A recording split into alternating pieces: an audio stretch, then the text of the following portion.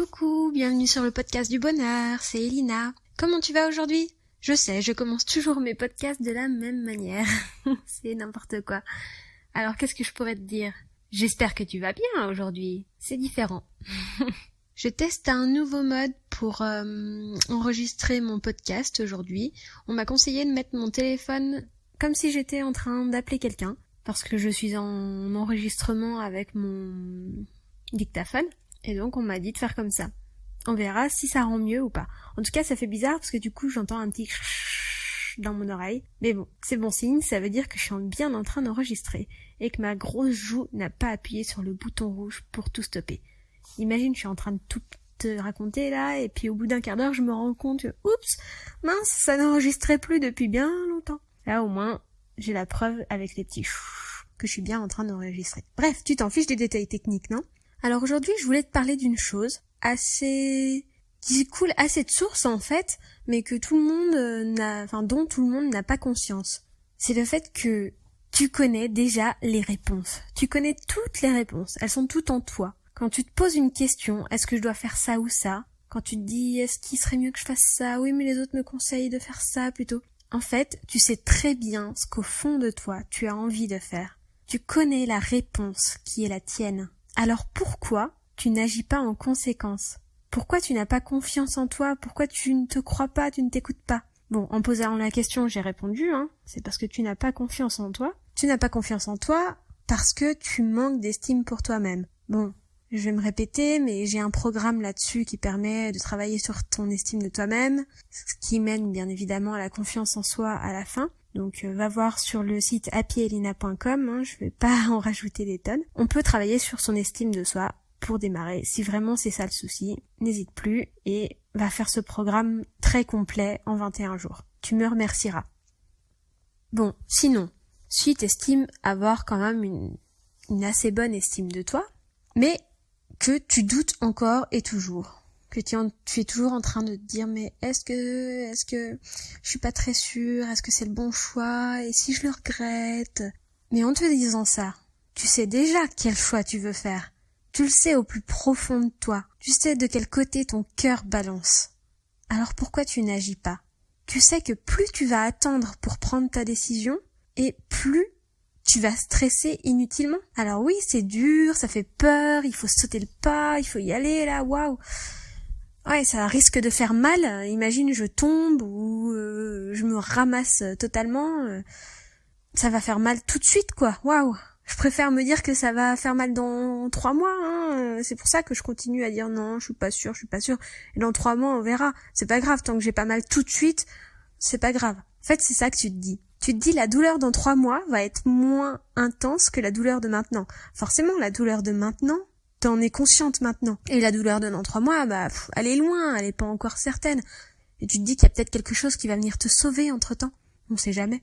Sauf que dans 3 mois, ta décision sera toujours la même à prendre. Et au fond de toi, tu sauras toujours que c'était celle d'il y a 3 mois qu'il fallait que tu prennes.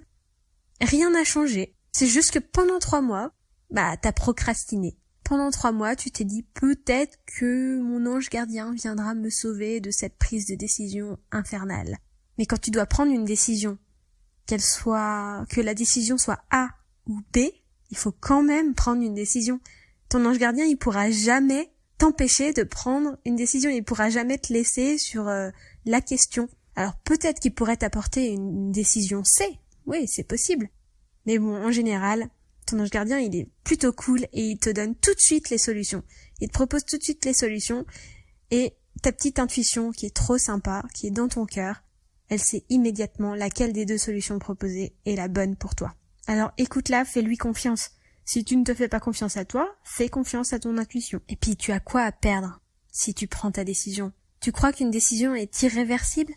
Alors il y en a certaines qui sont irréversibles, bien entendu. Imaginons une personne à l'hôpital doit être amputée d'un orteil.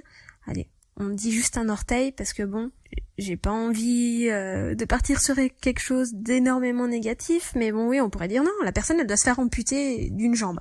Ouais, voilà, c'est comme ça. Alors, elle a une décision à prendre et elle a 2 options. Soit elle se fait amputer de sa jambe, maintenant, voilà, c'est fait. Soit elle attend et peut-être que l'infection ne va pas s'étendre au reste de son corps. Alors cette personne, disons qu'elle a peur de prendre sa décision, du coup, vu qu'elle prend pas de décision, naturellement elle est obligée d'attendre. Donc finalement elle prend une décision en ne prenant pas de décision. Tu vois un peu le schmilblick. Donc si la décision qu'elle prend malgré elle, c'est d'attendre, et c'est la décision B. Donc attendre et espérer que les antibiotiques fassent effet. Au bout de 2 mois, les antibiotiques n'ont pas fait effet, l'infection s'est encore plus étendue. Là où il y a 2 mois, il fallait couper jusqu'au genou, là, il va falloir couper jusqu'en haut de la jambe, il va falloir tout couper. Qu'est-ce que je fais? À nouveau, décision. Est-ce que je coupe toute la jambe? Ou est-ce que j'attends? J'attends quoi? Je ne sais pas trop. Mais j'attends qu'un miracle se produise. Bon, là, au bout d'un moment, les médecins, ils vont peut-être te pousser, ils vont te dire, écoute, si tu coupes pas ta jambe tout de suite, tu vas mourir. Alors tu mourras pas aujourd'hui, c'est sûr, mais tu vas souffrir pendant encore quelques mois. Moi, c'est optimiste, hein. Tu vas encore souffrir un petit moment, et à la fin, ce sera pire que si t'avais pris la décision que tu sais être la bonne. Parce que depuis le début, tu savais qu'il fallait que tu te fasses amputer. Mais c'était horrible de dire qu'il fallait que tu te sépares d'un membre. T'es né avec ce membre et il faut que tu t'en sépares. C'est horrible. J'en suis bien consciente, c'est horrible. Mais tu crois pas que c'est encore plus horrible de rester 2 mois, voire plus, à attendre que peut-être quelque chose arrive, à espérer dans le vent et à te retrouver au final avec une amputation encore moins agréable.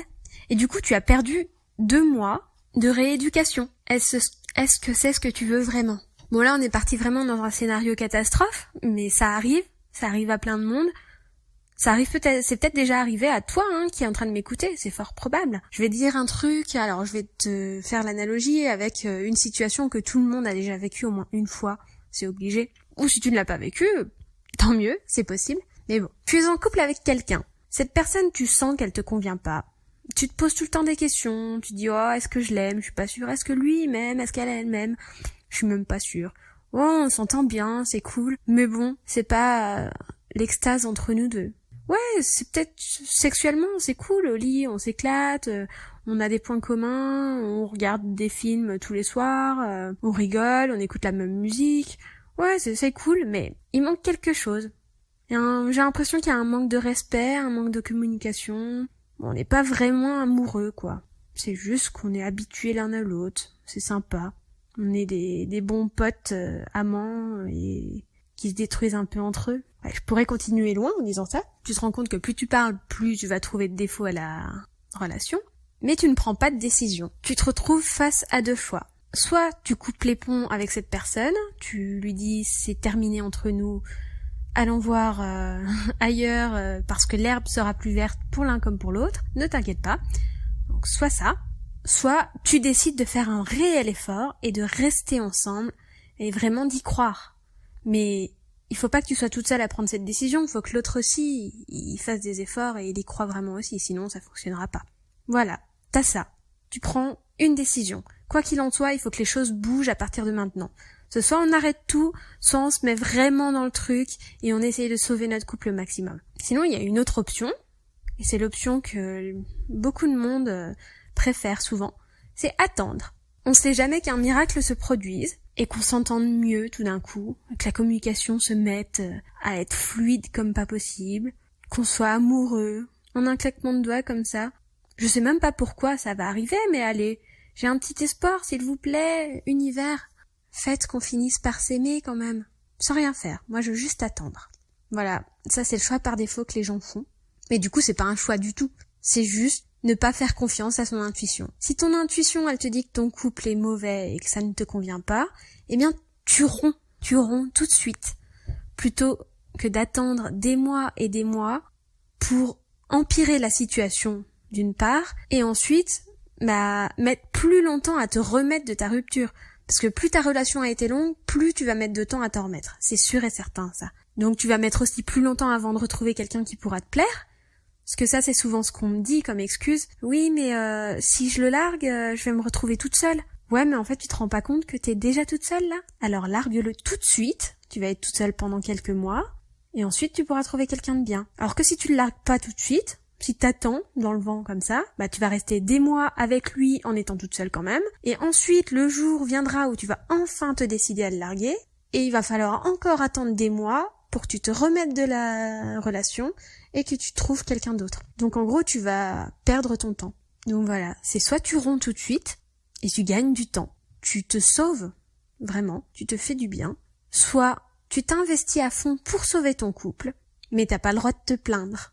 Si tu penses que ton couple vaut la peine d'être sauvé, alors tu t'investis à fond et tu demandes à ton partenaire qu'il s'investisse lui aussi. S'il en a pas envie, tu sauras très bien au fond de toi quelle est la décision qu'il faut que tu prennes. Si ton partenaire s'en fiche complètement que votre situation change, alors que toi tu te sens pas bien dedans, tu sais ce qu'il te reste à faire. Mais si au contraire ton partenaire est comme toi, il pense qu'il y a quelque chose qui va pas entre vous, mais qu'il croit en votre amour et que c'est possible de sauver votre couple, vous allez faire les choses ensemble, à deux, en mettant le maximum que vous pouvez.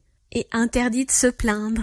Faites des choses positives ensemble. Allez de l'avant. Ne ressassez pas le passé.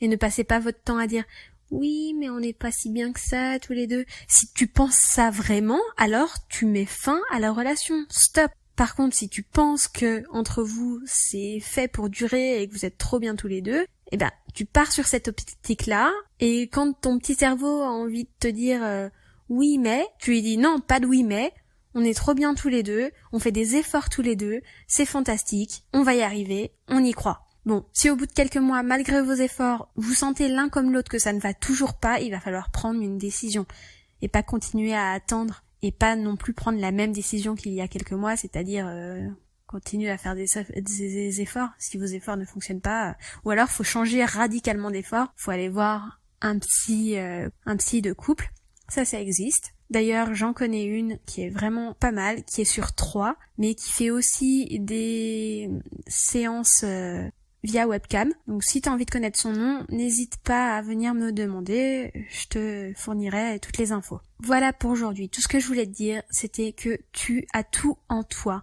Tu connais toutes les réponses. Il suffit juste d'agir en conséquence. Et si malgré ça, tu n'arrives pas à agir, alors fais-toi accompagner. Il y a des personnes très douées pour ça, dont moi, je veux pas me vanter, mais bon, c'est mon métier, de t'accompagner pour te permettre de prendre des décisions comme ça, pour t'aider, te pousser un petit peu au cul, pour t'aider à prendre la décision que tu connais au fond de toi. Donc n'hésite pas à faire appel à moi sur happyelina.com. Allez, je te souhaite une bonne journée, prends des décisions et passe à l'action. Bisous bisous.